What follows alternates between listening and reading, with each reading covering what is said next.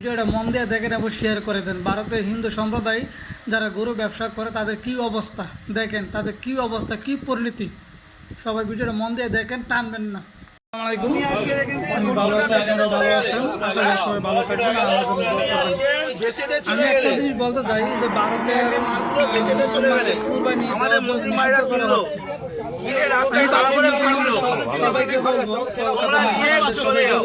বলবো যেন কোনো হিন্দু বাইরের কাছ থেকে গরু না হয়।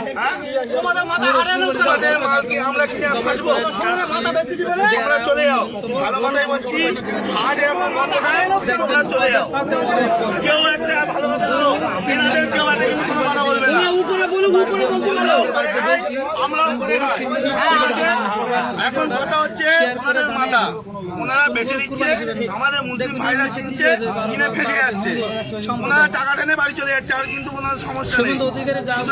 কেউ একটা এদের কোনো কথা বলবে না, এনারাও করে খায়। কিন্তু তোমরা মানে কাকা নিয়ে বাড়ি চলে যাও। সরকার যতক্ষণ না নির্দেশ দিচ্ছে গরু কিনবে না, দয়া করে হিন্দু ব্যাপারের কাছ থেকে, হিন্দুদের কাছ থেকে কি দরকার।